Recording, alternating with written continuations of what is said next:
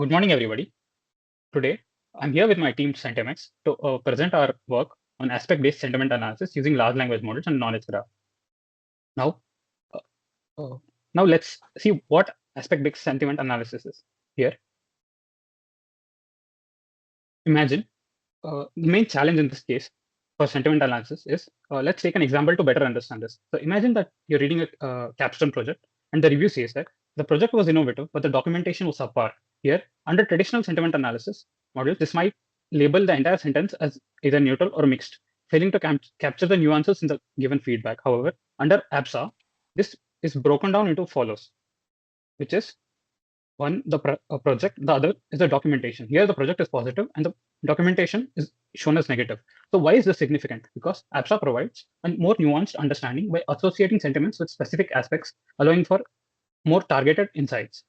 This is very important when you consider industries like e-commerce, hospitality, or social media services, where taking an example such as e-commerce, a product might have excellent quality but might have poor delivery services. Here, ABSA might help in identifying and addressing specific areas of concern. Now, let's look at what our focus was in this project. Our main goal was to make ABSA work efficiently across multiple domains without having to retrain it each time. So the two major points that we focus on was one is cross-domain ABSA. Here, we train the model using data from various areas like electronics, hospitality, and e-commerce. This helps the model handle new topics without starting from scratch. The second part is continual learning using ABSA. Instead of constant retraining, we use techniques to help the model retain old knowledge while learning new things. So how do we achieve this? This is achieved through aspect extraction. Here, we use knowledge graphs to identify missing aspects in the text, ensuring nothing important is being missed. The second is sentiment classification. The knowledge graph also helps in linking similar concepts across different topics, making sentiment detection more accurate. The key takeaway here is our approach connects concepts across multiple domains using knowledge graphs, allowing the model to adapt and provide accurate sentiment analysis without frequent retraining. Now, let's look at our proposed solution.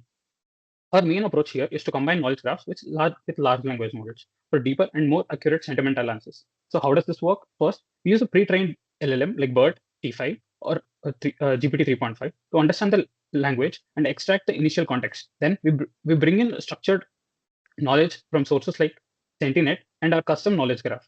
This helps the model link related concepts and detect implicit sentiments more accurately. Finally, we fuse this context and structured embeddings, allowing the model to have a more comprehensive and understanding and to detect sentiments more effectively. Finally, some of the benefits of our proposed solutions are it handles implicit sentiments. So our model can detect sentiments even when the sentiment words are not implicitly stated. For example, the sentence "service was a nightmare" does not use direct negative words, but the model correctly identifies it as negative. The second is cross-domain adaptability. Our approach links similar aspects across different domains. For example, it connects battery life in electronics with fuel efficiency in automobiles as both relate to performance.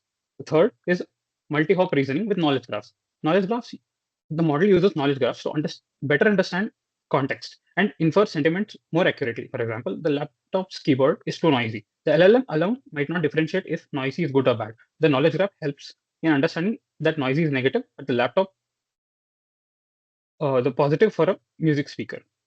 Yeah. Now, my teammate Faraz will continue. All right. Thank you, Sukrit, for setting up the right introduction for our project and talking about the proposed solution. I will be walking you guys through the implementation. Let's get started with the architecture, the most interesting one for this project. So we had to start with understanding what's the input and what's the final output. Here, the input is the customer review text or any kind of content that has some kind of review or some kind of information talking about a subject or object. And that would be taken in as an input, and then we would have a pre-trained LLM. It could be a BERT-based model or GPT or T5 based. In our case, it's a BERT-based model, and then what we do is we do some abstract aspect extraction where it would find key aspects, and then we have something called contextual embeddings that would derive the contextual embeddings from there. And next, the other important part is this would be sent to the knowledge graph module, where once the aspect has been extracted, that would be sent down to the knowledge graph module, which includes two different kinds of knowledge graphs that we have. One is a custom knowledge graph that we built. It's like an in-house knowledge graph. And then the other one is a predefined knowledge graph called SenticNet, which would give the sentiment about that aspect.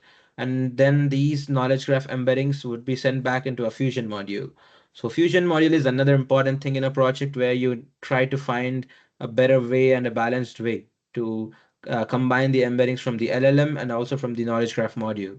So once the Fusion module has done its work, then we would proceed with a sentiment classifier where you have all the combined embeddings, and now you're going to classify it based on the score as a positive or a negative or neutral. So the main confidence score is used to judge the sentiment.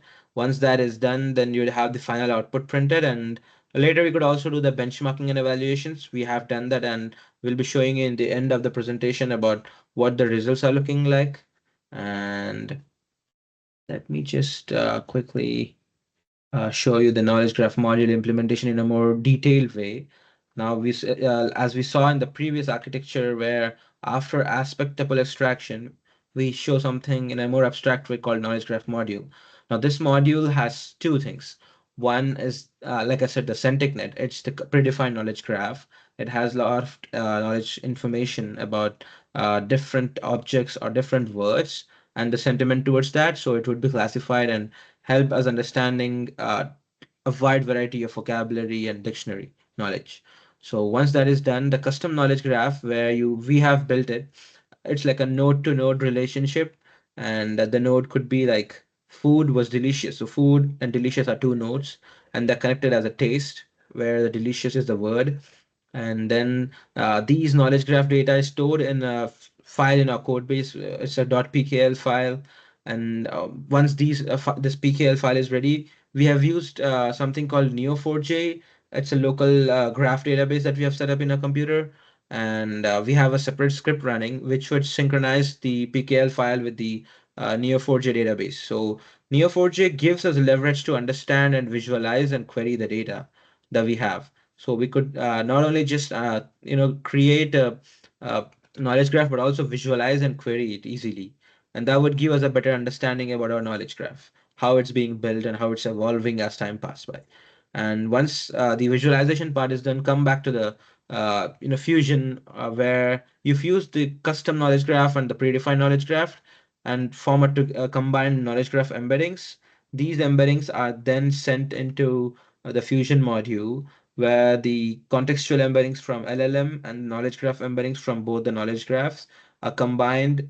Three of these are combined based on weighted average logic. Now, this one is set as of now, it's like this, but we're trying to push in future for a more dynamic way to do the weighted averages. And finally, it would give the validated sentiment and confidence score. And later, we also integrated the additional LLM explanation, where ChatGPT API has been used to give a more natural language explanation about how the knowledge graph has built the reasoning and semantics for that sentiment. And now let's just look at a quick example, right? Like I was saying, if you have an input given as the project was innovative and well executed, but the presentation lacked clarity and the paper writing needed more depth. So when you give this as an input, the word aspect project would the first aspect would be project, and the opinion term would be innovative and well executed. That would be positive, and this is reinforced through our knowledge graph embeddings along with the contextual embedding from the LLM. So we would get a final validated score. And we could also look at the project demo video here. We'll just quickly go through how the project works, and you would get to know what exciting things we have done in the project and how the final output does look. We have some interesting use cases for different platforms to analyze data from different platforms like Reddit, Twitter, from custom input as text, or the other interesting one is YouTube videos. Now you could just give a link for a YouTube video and it would give you the summary or ABSA of that thing. So without any further ado, we can move ahead with the next slide where you could watch the video.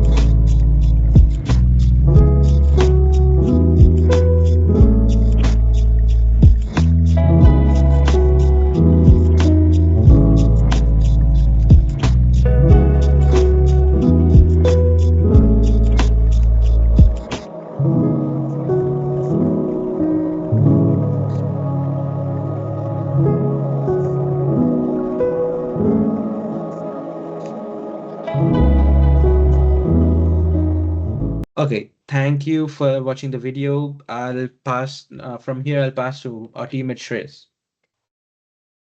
Thank you, Faraz. Um, in our experimental phase, we evaluated our model across a broad set of ABSA tasks, both single and compound. The single ABSA tasks include aspect term extraction or ATE, extracting terms like battery or service as the core aspects. Aspect category detection, grouping these aspects into categories like performance, price, or ambience.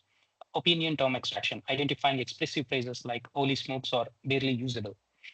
Aspect sentiment classification, determining the polarity, positive, neutral, or negative of a specific aspect. We also performed compound ABSA tasks, which are significantly more complex. Aspect opinion pair extraction, identifying pairs like camera, amazing. Aspect sentiment triplet extraction, extracting triples such as battery, poor, negative. Aspect sentiment quad prediction, where the model predicts all four elements, category, aspect, opinion, and sentiment. Evaluating across these layers gives us a complete picture of model performance and robustness. To rigorously test our model, we curated datasets that support both generalization and specialization. We used several benchmark datasets, SemEval 2014, 2016 for laptops and restaurant reviews. These are gold standards in ABSA evaluation. MAMS, a multi-aspect, multi-sentiment dataset, which contains multiple sentiment opinions in the same sentence, making it ideal for testing model nuance. Sentihood, a location-based review dataset that helps assess cross-domain generalization, especially in contexts like city reviews. We also created synthetic datasets using the ChatGPT API. These include domain-blended reviews and corner cases to stress test the model's generalization. By using this mixture, we have ensured both depth and breadth in our evaluation.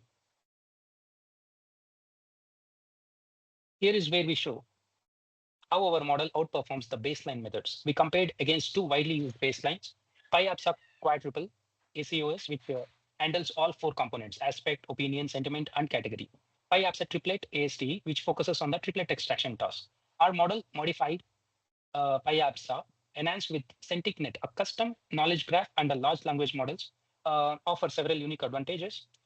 It handles implicit sentiments far better thanks to the semantic reasoning via the knowledge graph. It offers explanations for predictions by tracing paths in the knowledge graph. It supports quad format directly, making it versatile across task types. And importantly, it requires fewer labeled datasets because the knowledge graph provides inherent structure and relationships that reduce the model's dependence on annotations. We also integrated reasoning and memory modules, making the module less prone to catastrophic forgetting when switching domains.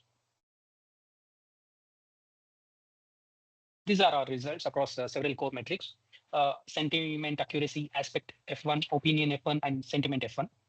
Our model achieved a 98% sentiment accuracy on a test set of 850 samples with 835 correctly predicted. We hit 98% precision and 97% recall for aspect terms with similar numbers for opinion and sentiment.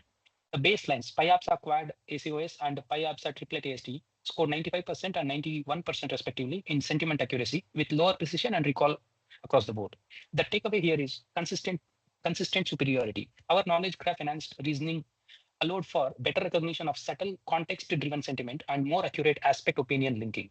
The bar chart on the slide gives a side-by-side comparison across all metrics. We can clearly see the performance jump when knowledge graphs and fusion are incorporated. Our results clearly show that combining large language models with knowledge graphs significantly improves sentiment analysis. But this is just the beginning. We see multiple exciting directions for future work. First, we plan to expand into more diverse domains, such as healthcare, finance, or legal reviews, where domain-specific understanding is even more critical. Second, we can also refine the fusion mechanisms. Currently, we experimented with basic concatenation and attention-based strategies. In the next phase, we can explore dynamic weight-based fusion, where the model learns to adjust the contribution of contextual versus semantic knowledge based on the inputs. Finally, we want to scale the module for real-time applications such as live product review monitoring or customer service analysis, making it more interactive and explainable. This model is a step toward creating smarter AI systems that don't just classify text, but actually understand what people mean, even when they don't say it directly. To summarize, sentiment is complex. It's rare. It's rarely just positive or negative. Our work addresses this complexity by integrating structured knowledge with language understanding. We designed a system that not only performs well across various domains, but also explains its reasoning, making it more trustworthy and scalable. We believe this isn't just a better algorithm, it's a move toward meaningful AI, capable of understanding the real nuances of human language in context. We hope this project has demonstrated the potential of combining symbolic and neural approaches to unlock deeper NLP capabilities. Thank you.